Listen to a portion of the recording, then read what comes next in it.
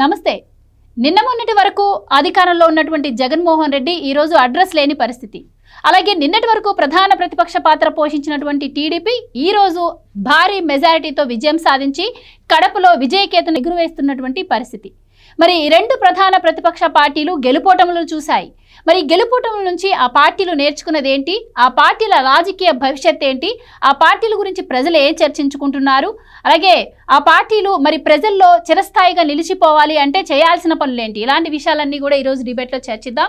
మనతో పాటు డిబేట్లో పార్టిసిపేట్ చేసేందుకు స్టూడియోలో ఉన్నారు సీనియర్ జర్నలిస్ట్ సత్యమూర్తి గారు, అలాగే మరో సీనియర్ జర్నలిస్ట్ డివి శ్రీనివాస్ గారు. నమస్కారం సార్. నమస్కారం అండి. నమస్కారం సార్. నమస్తే సార్. సత్యమూర్తి గారు, ఇప్పుడు నేను చెప్పినట్టు రెండు పార్టీలను మనం చూసాం. అంటే కోర్స్ జగన్మోహన్ రెడ్డి ఒక్కసారే సీఎంగా పనిచేశారు అనుకోండి, మరి చంద్రబాబు గారు వచ్చేసి ఆయన సుదీర్ఘ రాజకీయ అనుభవం, చాలాసార్లు ముఖ్యమంత్రిగా పనిచేసిన అనుభవం ఉంది. కానీ ఆ పార్టీ కూడా ఘోర పరాజయాన్ని చవిచూసింది. అంత అనుభవం ఉన్నటువంటి చంద్రబాబు గారు కూడా ఘోర పరాజయాన్ని చూడాల్సి వచ్చింది. సో అంత ఘోర పరాజయం తర్వాత ఇంత భారీ విజయం కూడా ఇప్పుడే చూసింది టీడీపీ. సో రెండు ప్రధాన పార్టీల మధ్య వ్యత్యాసం ఏంటంటారు, నేర్చుకోవాల్సింది ఏంటంటారు, మీ ఉద్దేశం ఏంటి? అంటే ఒక నాయకుడిని చూసి నేర్చుకోవాల్సింది చాలా ఉంటుంది. ఇంకో నాయకుడిని చూస్తే అసలు ఏమి నేర్చుకోకూడదో తెలుస్తుంది. జగన్మోహన్ రెడ్డిని చూస్తే అసలు ఈ వ్యక్తిలాగా మనం ఉండకూడదు అనిపిస్తుంది. చంద్రబాబు నాయుడిని చూస్తే అసలు పరిపాలనా దక్షుడు అంటే ఏంటి, పరిపాలనా దక్షుడు రాష్ట్రానికి ముఖ్యమంత్రి అయితే ఎట్లా ఉంటుంది, ఒక విజనరీ లీడరు రాష్ట్రాన్ని ఏ విధంగా ముందరికి తీసుకెళ్తాడనేది చంద్రబాబు నాయుడిని చూస్తే అర్థమవుతుంది. ప్రిజనరీ లీడరు ఎట్లా పనిచేస్తాడు అని చూస్తే జగన్మోహన్ రెడ్డి అతను చూస్తే అర్థమైపోతుంది. ప్రిజనరీ లీడర్ అంటే తన ఫాలోయర్స్ని అందరినీ జైల్లో వేయించేవాడు ప్రిజనరీ లీడర్. తన ఫాలోయర్స్ అందరికీ కూడా 2047 మీరు టార్గెట్ పెట్టుకోండి, మీరు పని చేయండి, రాష్ట్రం అభివృద్ధి చెందుతుంది, రాష్ట్రం అభివృద్ధి చెందటం అంటే మీరు అభివృద్ధి చెందటం, మీరు అభివృద్ధి చెందితేనే రాష్ట్రం అభివృద్ధి చెందుతుంది. అందుకని మీరు ఎట్లా అభివృద్ధి చెందాలో ప్లాన్ చేసుకోండి, మీ గ్రామం ఎలా అభివృద్ధి చెందాలో ప్లాన్ చేసుకోండి, మీ నియోజకవర్గం ఎట్లా అభివృద్ధి చెందాలో ప్లాన్ చేసుకోండి. జిల్లా తర్వాత రాష్ట్రం, మొత్తం ఈ రాష్ట్ర అభివృద్ధి కూడా అయిన తర్వాత మనం నేషనల్ జీడిపికి ఎట్లా కాంట్రిబ్యూట్ చేయాలి, ఇవన్నీ చెప్పే వ్యక్తి చంద్రబాబు నాయుడు. అందుకని ఆయనతో ఎవరైనా ఉంటే ఆయనతో ఉన్న వాళ్ళందరూ కూడా సేఫ్గా ట్రావెల్ అవుతూ ఉంటారు, సేఫ్గా ట్రావెల్ అవుతారు, సమాజంలో మంచి పేరు తెచ్చుకుంటారు. ఇప్పటికే చాలా ఉదాహరణలు ఉన్నాయి. జగన్మోహన్ రెడ్డిని ఇప్పుడు ఫాలో అయిన వాళ్ళందరూ ఎక్కడెక్కడ ఉన్నారో చూసుకుంటే వెతుక్కుంటూ ఉంటే రాజమండ్రి జైల్లో కొంతమంది, గుంటూరు జైల్లో కొంతమంది, నెల్లూరు జైల్లో కొంతమంది, ఇంకా రాష్ట్రం విడిపోయింది కానీ లేకపోతే చెంచల్గూడ జైల్లో కూడా వీళ్ళే ఉండేవాళ్ళు. వీళ్ళని చర్లపల్లి జైలుకి పంపారు, ఎందుకంటే చర్లపల్లి జైలు ఓపెన్ జైలు. అందుకని ఇంత ఓపెన్గా ఈ నేరస్తులు ఉండకూడదు అని చెప్పి వీళ్ళందరినీ చెంచల్గూడకే పరిమితం చేశారు సమైక్య ఆంధ్రాలో. అందుకని ఇప్పుడు జగన్మోహన్ రెడ్డి ఇప్పుడు ఎక్కడున్నాడు, మీరు ఇంట్రడక్షన్లో చెప్పారు, ఎక్కడున్నాడో తెలుసుకోవాలి అంటే పూర్వకాలం అంజనం అని వేసేవాళ్ళు అనమాట, మనిషి ఎక్కడున్నాడో తెలుస్తుందని. అది నిజమో కాదో తెలియదు కానీ అట్లా వేసేవాళ్ళు. ఇప్పుడు జగన్మోహన్ రెడ్డి కోసం వేయాలి. మంచి వర్షాలు పడుతున్నాయి కాబట్టి నేను రైతుల్ని పరామర్శిస్తాను అని ఒక ప్రోగ్రామ్ షీట్ ఇచ్చాడు. ఆ తర్వాత మళ్ళీ ఇవాళ అమ్మో వర్షాలు పడితే నేనెట తిరుగుతా అని తాడేపల్లి వెళ్ళిపోయాడు. తాడేపల్లి నుంచి యలహంక వెళ్ళిపోయాడు. ప్రకాశం జిల్లాలో టూర్ ప్రోగ్రామ్ ఇచ్చాడు జగన్మోహన్ రెడ్డి. మరి పోవట్లేదే, వర్షం పడుతుంటేనే కదా పోవాల్సింది. నీకు చేత అయితే నీకు అది చేత కాదు, మొత్తం వర్షం తగ్గిన తర్వాత మబ్బులు చూసుకొని పోతాడు. రైతులు కష్టాల్లో ఉన్నప్పుడు ఇక్కడ చెప్పుకోవాల్సింది ఏంటంటే రైతులు ఇప్పుడేం కష్టాల్లో లేరు, అందరూ కూడా వాళ్ళు పంట పండించుకుంటున్నారు, ఆ పంట కొంటున్నది. ఓటమి నుంచి కూడా జగన్మోహన్ రెడ్డి ఏం నేర్చుకోలేదు అస్సలు. ఇప్పుడు అతనికి ఏంటి అంటే ఎన్ఫోర్స్మెంట్ డైరెక్టరేట్ వచ్చేస్తే ఇప్పటి వరకు మొత్తం కాజేసిన లిక్కర్ స్కాండల్లో కాజేసిన ఆస్తులన్నీ కాన్ఫిస్కేట్ చేస్తే అంటే వాళ్ళు తీసేసుకుంటే ఎట్లా మన పరిస్థితి ఏంటి అన్న జగన్మోహన్ రెడ్డి ఆలోచనలో ఉన్నాడు తప్ప ఇంకా మనం ఎట్లా మహానాడు చేస్తున్నాడు చంద్రబాబు నాయుడు. 1,25,00,000 మంది సభ్యులు తెలుగుదేశానికి ఉన్నారు. మనం ఒక 2 కోట్ల మంది సభ్యులుగా మనం చేద్దాము. మనం అక్కడ మహానాడు పెట్టాడు కదా, అంతకన్నా బాగా మహానాడు అరేంజ్ చేద్దాము. మహానాడు అంటే అదేదో వాళ్ళు పెట్టుకుంటారు కదా ప్లేనరీ, అది అరేంజ్ చేద్దాం. ఇటువంటి కాంపిటీషన్ కాదు. ఇప్పుడు ఎన్ఫోర్స్మెంట్ డైరెక్టరేట్ వచ్చి ఆ ఆస్తులన్నీ జప్తు చేస్తుందేమో. మొత్తం అన్నీ 4,000 కోట్ల రూపాయలు అక్రమ పెట్టుబడులు కదా, అవన్నీ వీళ్ళ కంపెనీల్లోనే ఉన్నాయి కదా. ఆ వర్రీలో తిరుగుతూ ఉన్నాడు. అందుకని ఈ ఇద్దరు నాయకుల్ని అంటే చంద్రబాబు నాయుడిని చూస్తే స్ఫూర్తి కలుగుతుంది. చంద్రబాబు నాయుడు మీద ఎంత బురద పూసినా కానీ పూస్తూనే ఉన్నాడు జగన్మోహన్ రెడ్డి. ఇవాళ కూడా పూస్తూనే ఉన్నాడు బురద. ఎంత బురద పూసినా మరి ఆయనకి అంటట్లేదు. అందుకని జగన్మోహన్ రెడ్డి నేర్చుకోవాల్సిన గుణపాఠం ఏంటి అంటే చంద్రబాబు నాయుడిని చూసి నేర్చుకో, కనీసం నేర్చుకో. నువ్వు మీ నాన్నని చూసి నువ్వు ఎటు నేర్చుకోలేకపోయావు. మీ నాన్నని చూసి నేర్చుకోలేకపోయావు అంటాం కూడా కరెక్ట్ కాదు. వాళ్ళ నాన్నని చూసి దోపిడీ ఎట చేయాలో నేర్చుకున్నాడు. చంద్రబాబు నాయుడిని చూసి పేదలకి సేవ ఎట చేయాలో నేర్చుకో. అండ్ సార్, ఇప్పుడు జగన్మోహన్ రెడ్డి గారు అధికారంలో ఉన్నప్పుడు ప్రజల దగ్గరికి వెళ్ళలేదు. ఇప్పుడు అధికారం కోల్పోయిన తర్వాత కూడా ఆయన ప్రజల దగ్గరికి వెళ్తున్నటువంటి పరిస్థితి లేదు. ఇప్పటికీ ఆయన అంటే రియలైజ్ అయ్యి నేను చేసిన తప్పేంటి అని తెలుసుకున్నది కూడా ఎక్కడ కనిపించట్లేదు. ఎందుకు అంటే నేను సంక్షేమ పథకాలు ఇచ్చాను, నేను అందరికీ బటన్ నొక్కాను, కానీ ఎందుకు అందరు నన్ను మోసం చేశారని మాట్లాడుతున్నారు.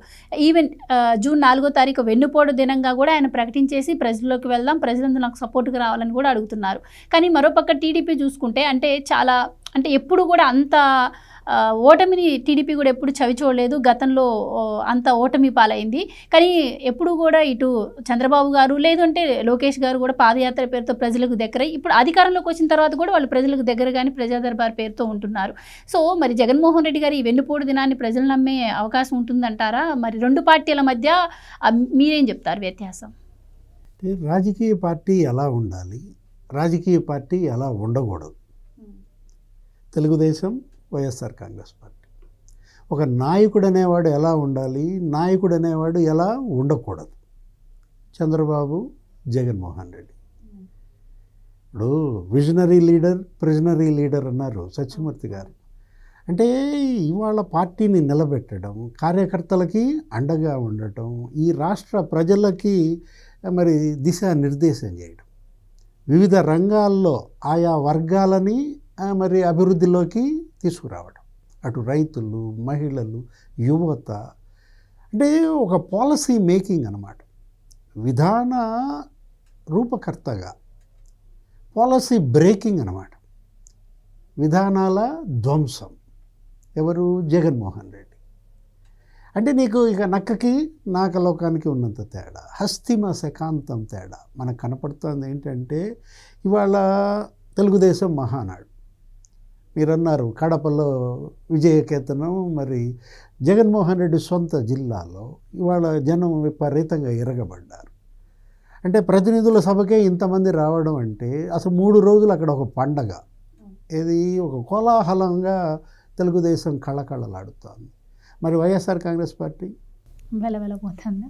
అంటే ఏంటి, ఓడిపోతే పారిపోతావా? చెప్పాడు, అదే కొడాలి నాని అదే చెప్పాడు, మా ఉద్యోగం పీకారు ఇంకా మేమెందుకు ఉంటాం అన్నాడు. మీరు అసలు నాయకులు ఎలా అవుతారు? మిమ్మల్ని ఎలా ప్రజలు నమ్ముకోవాలి? కష్టంలో ప్రజలకు అండగా ఉండాలి కదా. ఇప్పుడు నాయకుడు అనేవాడు ప్రజలు కష్టంలో ఉన్నప్పుడు నిలబడాలి, అతని యొక్క కష్టాలు పరిష్కరించడం కోసం పనిచేయాలి. ప్రతిపక్షంలో ఉన్నప్పుడు ఇంకా ఎక్కువ ఛాన్స్ ఉంటుంది ప్రజల్లో మమేకం అవ్వడం కోసం. అసలు హీరో వర్షిప్ ఉంటుందమ్మా. ఇప్పుడు మా కాలేజీకి ఎలక్షన్స్ జరుగుతాయి, స్టూడెంట్ ఎలక్షన్స్ ఉండేవి, ఇప్పుడు లేవనుకుంటా. ఇంతకుముందు ఆ స్టూడెంట్ ఎలక్షన్లో గెలిచినాడు అసలు పట్టించుకోము. వాడు ఏదో యానివర్సరీ నాడు వస్తాడు, ఒక స్పీచ్ ఇచ్చేసి వెళ్ళిపోతాడు. ఓడినాడే హీరో. ఓడినాడు చుట్టూతానే రాజకీయం అంతా నడిచేది, జరిగేదన్నమాట. హీరో వర్షిప్ ఎప్పుడు వస్తుందంటే ఓడిపోతే వస్తుంది. ఇతను హీరో ఎలా అవుతాడు, ఇతను పారిపోయేవాడు హీరో ఎలా అవుతాడు అంటే తన వర్షిప్, తనకు వచ్చేటువంటి హీరో వర్షిప్ కూడా ఇతను వద్దనుకునే రకం. ఎవరు? జగన్మోహన్ రెడ్డి. ఆ రోజు రాజశేఖర రెడ్డి క్లిక్ అయ్యాడంటే ఎలా క్లిక్ అయ్యాడు, అతను ఎలా సక్సెస్ఫుల్గా వచ్చాడు.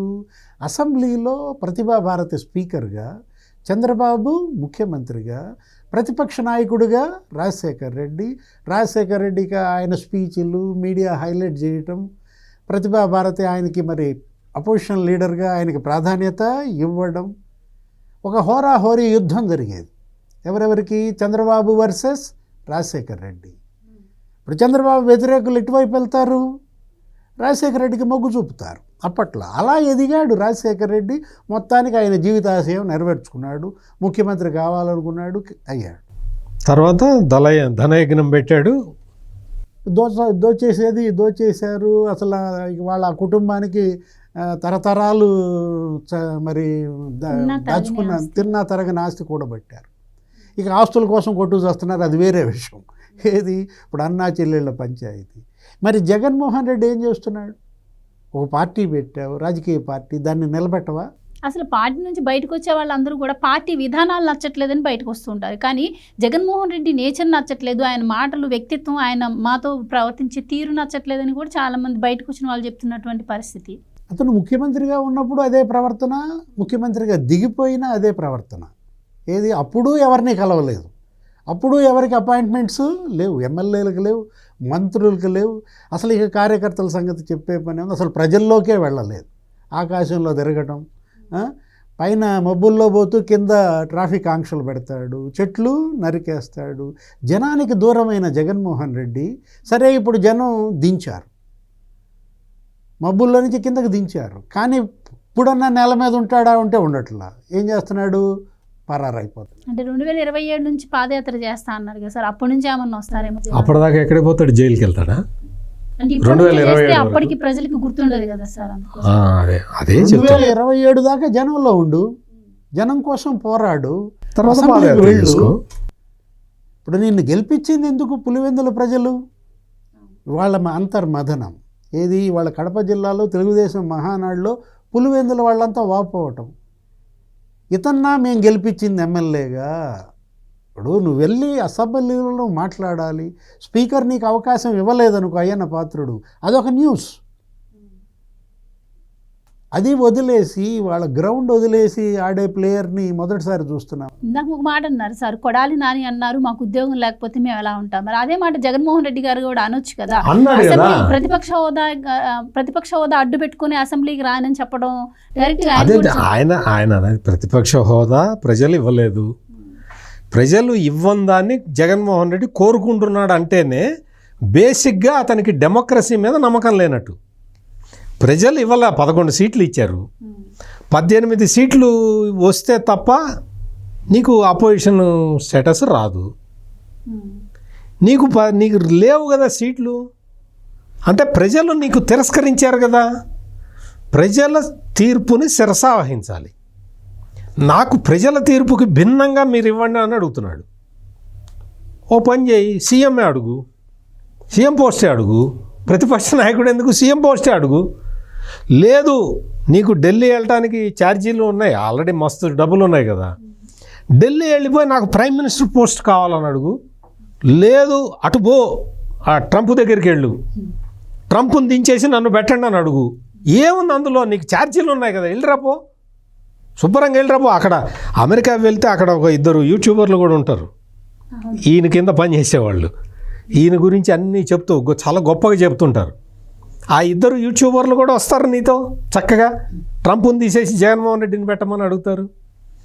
ఈ జగన్మోహన్ రెడ్డి పరిస్థితి ఏంటి అంటే, అధికారంలో ఉన్నప్పుడు అండి, ముఖ్యమంత్రిగా ఉన్నప్పుడు విద్యాశాఖకి సంబంధించిన ఒక ఆఫీసర్ వెళ్ళి, అయ్యా రేపు విద్యాశాఖ మీద రివ్యూ మీటింగ్ ఉంది, మీరు 9:30కి మీరు వీలైతే రివ్యూ మీటింగ్ పెడతాను అంటే, ఆయన ఏమనుకున్నాడంటే 9:30 కాదులేండి 10:30 పెట్టండి వస్తాను అని సీఎం అంటాడేమోనని ఆయన అనుకున్నాడు. జగన్మోహన్ రెడ్డి ఏమన్నాడు తెలుసా? విద్యాశాఖ మీద రివ్యూనా, దానివల్ల మనకేమన్నా ఓట్లు వస్తాయా? నో, దానివల్ల ఓట్లు ఏం రావు, మీరు చేసుకోండి అని చెప్పి విద్యాశాఖ రివ్యూకి జగన్మోహన్ రెడ్డి పోలే. ఎక్కడో వేరే చోట కూడా కాదు, ఆయన ఇంట్లోనే పెడతారు కదా రివ్యూ. ఆయన ఇంట్లో పక్క గదిలో జరిగే రివ్యూగా ఆయన పోలే. అటువంటి జగన్మోహన్ రెడ్డి వచ్చి ఇప్పుడు చంద్రబాబు నాయుడికి పరిపాలన చేత కాదు అంటాడు. చంద్రబాబు మీ నాన్నకే నేర్పాడు పరిపాలన ఎట్లా ఉండాలో. మీ నాన్నకి మంచి పేరు వచ్చింది అంటే చంద్రబాబు నాయుడు పెట్టిన పాలసీలను కంటిన్యూ చేస్తే మీ నాన్నకి మంచి పేరు వచ్చింది. అది తెలుసుకో జగన్మోహన్ రెడ్డి. చంద్రబాబు నాయుడు ఏవైతే అన్ని పాలసీలు, ఐటీ పాలసీ దగ్గర నుంచి ఇన్ఫ్రాస్ట్రక్చర్ డెవలప్మెంట్ వీటి దగ్గర నుంచి తీసుకొచ్చినవి రాజశేఖర రెడ్డి ఫాలో అయ్యాడు. అందువల్ల మంచి పేరు వచ్చింది రాజశేఖర రెడ్డికి. నీలాగా ధ్వంసం చేసినట్టయితే అసలు మాకు ఈ గోలంతా ఉండేది కాదనుకో. ఇప్పుడు మోసం చేసి వచ్చావు ముఖ్యమంత్రిగా. అందుకని ఇక్కడ అడ్మినిస్ట్రేషను అది క్లియర్ కట్గా చంద్రబాబు నాయుడు చెప్తూ ఉన్నాడు. మహానాడు పార్టీ మీటింగ్ కదా, ఆ పార్టీ మీటింగులో కూడా డైరెక్షన్ అంతా డెవలప్మెంట్ వైపే పోతున్నది. ప్రతి వాళ్ళు మాట్లాడే వాళ్ళందరూ కూడా ఆంధ్రప్రదేశ్ని ఎట్లా అభివృద్ధి చేయాలనే మాట్లాడుతున్నారు. అదేంటి, మీరు పొలిటికల్ పార్టీ కదా, మేము జగన్మోహన్ రెడ్డి నాశనం చేశాడు, మేము బాగు చేస్తున్నాం అని చెప్పుకోవాలి కదా. కానీ అందరూ కూడా మాట్లాడే వక్తలందరూ కూడా డైరెక్షన్ ఎట్లా ఉండాలి, ప్రజలకి మనం ఎటువంటి సేవ చేయాలి. ఆయన లోకేష్ అయితే క్లియర్ కట్గా చెప్తున్నాడు, మీరందరూ మాతో తిరిగితే, మా చుట్టూ తిరిగితే మీకు పదవులు రావు, ప్రజలకు వెళ్ళి సేవ చేయండి, ఆ పదవులు వెతుక్కుంటూ మీ దగ్గరకు వస్తాయని ఆయన చెప్తూ ఉన్నాడు. జగన్మోహన్ రెడ్డి ఏం చెప్పాడు, నువ్వు బూతులు తిట్టు నీకు పదవి ఇస్తాను అన్నాడు. అది తేడా. అండ్ సార్, ముఖ్యంగా మహానాడు గురించే మాట్లాడుకున్నట్టయితే ఈరోజు చంద్రబాబు గారు ఒక మాట అన్నారు, కడపలో మహానాడు ఏపీ దిశను మార్చబోతుంది అని చెప్పి. అండ్ సార్ చెప్పినట్టు జగన్మోహన్ రెడ్డి పాలన చూసినటువంటి కడప ప్రజలు కూడా 10కి 7 స్థానాలు కూడా కూటమి ప్రభుత్వానికి ఇచ్చినటువంటి పరిస్థితి. అండ్ ముఖ్యంగా రేపు స్థానిక సంస్థల ఎన్నికలు కూడా రాబోతున్న నేపథ్యంలో కడపలో మహానాడు వైసీపీకి ఇంకా పెద్ద డ్యామేజ్ చేస్తుందని అనుకోవచ్చా మీరేం? అంతే కదా, ఇప్పుడు 3 గెలిపించారు. ఉమ్మడి కడప జిల్లాలో 10 స్థానాల్లో 7 తెలుగుదేశం గెలిస్తే 3 వైసీపీ గెలిచింది. ఇప్పుడు పులివెందుల ప్రజల అంతర్మదనం, ఇతను ఎందుకు గెలిపించాము, రాజంపేట, బద్వేలు, అరే ఈ 3 కూడా తెలుగుదేశమే గెలిపించుంటే బాగుండేది. ఇప్పుడు ఈరోజు మహానాడులో కూడా 10కి 10 రాబోయే ఎన్నికల్లో కడప గెలవాలని తెలుగుదేశం పార్టీ అధ్యక్షుడి యొక్క దిశానిర్దేశం. ఒక రాజకీయ పార్టీ అసలు అది ఎలా ఉండాలి, సంస్థాగతంగా ఎలా బలోపేతం కావాలి. సత్యమూర్తి గారు ఇందాక చెప్పారు, 1,25,00,000 మంది సభ్యత్వం ఒక ప్రాంతీయ పార్టీకి వచ్చిందంటే ఇప్పుడు నామినేషన్ వేస్తున్నారు. జాతీయ అధ్యక్షుడిగా ఇవాళ చంద్రబాబు ఆ పార్టీలో నామినేషన్ వేయటం, ఏదో పిలిచారు, అన్ని నామినేషన్లు వేయమని అడిగారు, రేపటి దాకా ఉంది. అదే మరి వైఎస్ఆర్ కాంగ్రెస్ పార్టీ గౌరవాధ్యక్షురాలుగా ఉన్న తల్లిని తీసి పారేశాడు విజయమ్మని, తనను తాను శాశ్వత అధ్యక్షుడిగా ప్రకటించుకున్నాడు. అసలు శాశ్వత అధ్యక్షుడిగా ఎవరన్నా ఉంటారా? అసలు నువ్వు ఎంతకాలం బతుకుతావు? ఎవరైనా ఎంతకాలం ఉంటాము?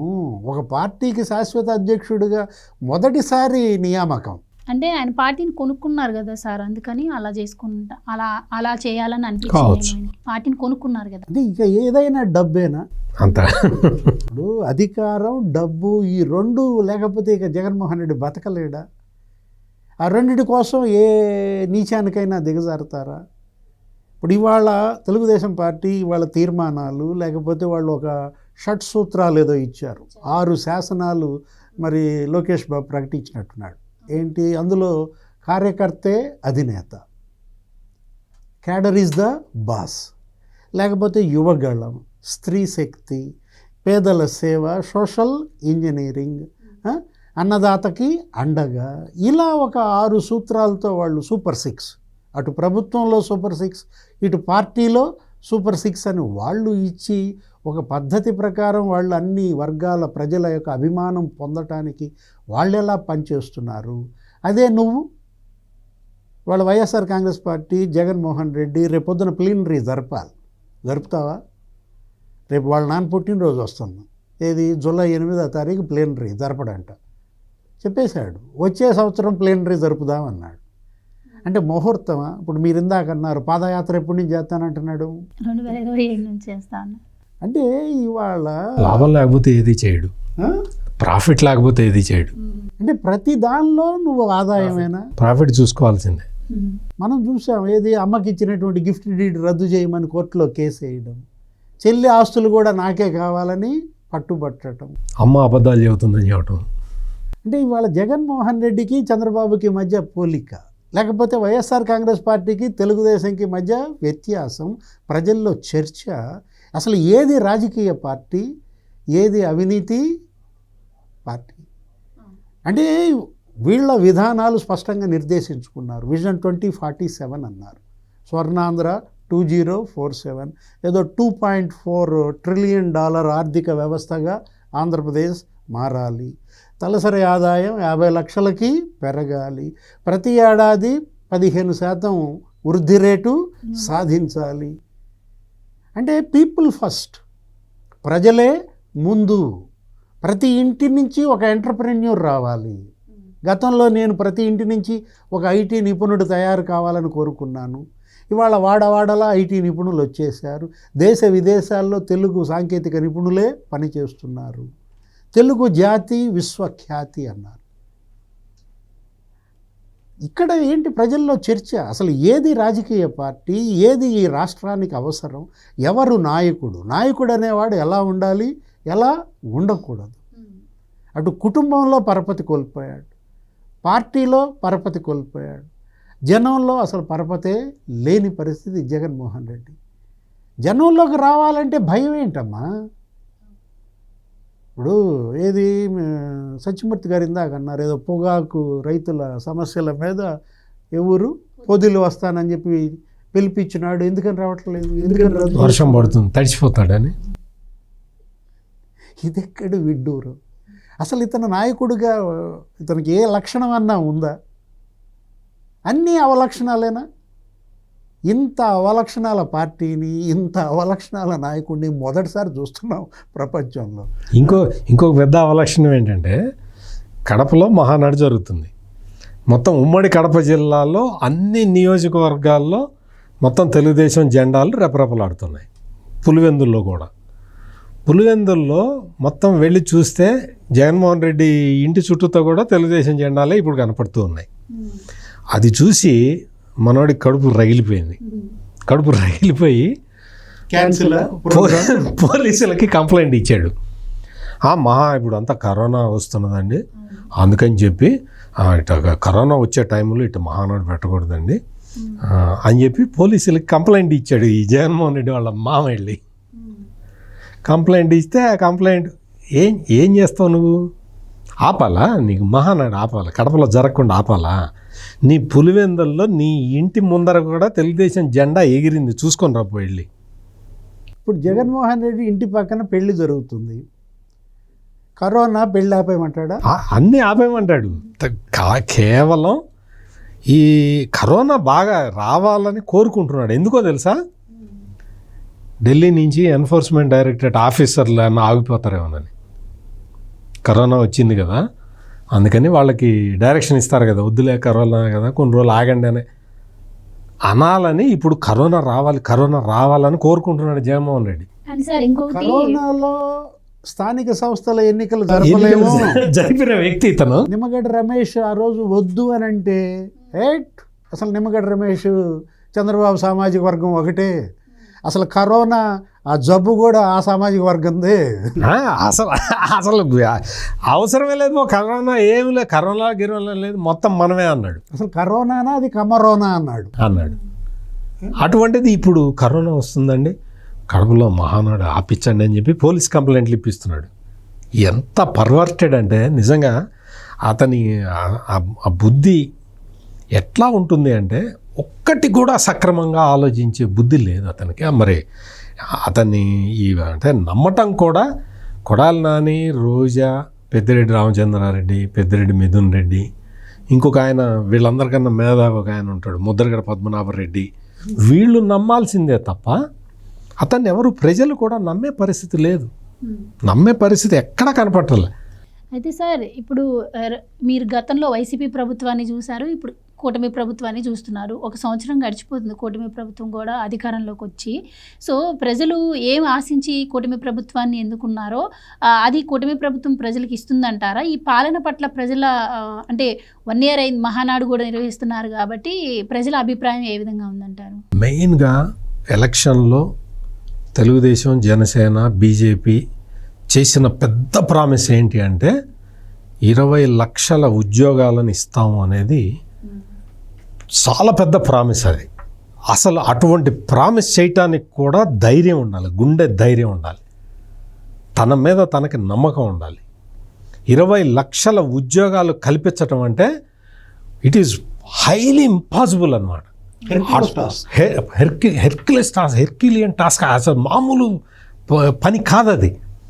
అటువంటి దాన్ని వాళ్ళు ప్రామిస్ చేసి ఈ రోజున అంటే డే 1 నుంచి ఆఫీస్ ఎజ్యూమ్ చేసిన డే 1 నుంచి ఇంత పెట్టుబడుల వేట ఎందుకు సాగిస్తున్నారు అంటే ఉద్యోగ కల్పన జరగాలని. ఇన్ని ఉద్యోగాలు, ఇప్పటికి 9 లక్షల కోట్ల రూపాయల పెట్టుబడులు తీసుకొచ్చారు. 9 లక్షల ఉద్యోగాలు ఆల్రెడీ సెక్యూర్ చేశారు. ఇప్పుడు ఇంకా మొత్తం ప్రాసెస్ మొదలై గ్రౌండ్ అయిపోతూ ఉన్నాయి, ప్రాజెక్టులన్నీ గ్రౌండ్ అయిపోతూ ఉన్నాయి. మనం చూస్తున్నాం అమరావతి కన్స్ట్రక్షన్ ఎట్లా జరుగుతున్నదో, పోలవరం డయాఫ్రమ్ వాల్ నిర్మాణం ఎంత వేగంగా జరుగుతున్నదో అట్లా ఉద్యోగ కల్పన జరుగుతున్నది. ఉద్యోగ కల్పన చేయటం అనేది టఫ్ టాస్క్. అటువంటిది అచీవ్ చేస్తూ ఉన్నారు. ఈ 10 నెలల్లో వీళ్ళు కూటమి ప్రభుత్వం సాధిస్తున్న ఘన విజయం ఇది. అందుకనే జగన్మోహన్ రెడ్డికి ఏం మాట్లాడాలో అర్థం కాక సూపర్ 6 ఏవి, సూపర్ 6 సూపర్ 7 ఏవి అంటాడు. అన్నీ డిక్లేర్ చేశారు కదా, మొత్తం అన్నీ డిక్లేర్ చేశారు, ఇంప్లిమెంట్ చేసేస్తున్నారు కదా. అందుకని జగన్మోహన్ రెడ్డికి ఏంటి అంటే ఈ కూటమి ప్రభుత్వం మీద ఏడుపు, పొద్దున్న లేచిన దగ్గర నుంచి ఏడుపు, చూసి నేర్చుకుందామన్న జ్ఞానం కూడా లేదు. పొద్దున్న లేచిన దగ్గర నుంచి ఇప్పుడు జగన్మోహన్ రెడ్డికి టాప్ ప్రయారిటీ ఏంటి అంటే వల్లభనేని వంశీకి స్లీప్ టెస్ట్ జరిపించటం అనేది జగన్మోహన్ రెడ్డి టాప్ ప్రయారిటీ. అందుకని వల్లభనేని వంశీ భార్యకి రోజు ఫోన్ చేసి చెప్తున్నాడు, నువ్వు స్లీప్ టెస్ట్ అడుగు అని. ఆ స్లీప్ టెస్ట్ అనేది ఇక్కడెక్కడా లేదుట, ఢిల్లీ ఎయిమ్స్లో ఉందిట. అందుకని దాన్ని అడిగిస్తున్నాడు. ఆ స్లీప్ టెస్ట్ చేయాలనే దాని మీద ఆమె పట్టుబట్టి కూర్చొనుంది. ఎందుకోసం సార్ అది? అది ఈయనకి నిద్రలో ఆయాసం ఉందిట.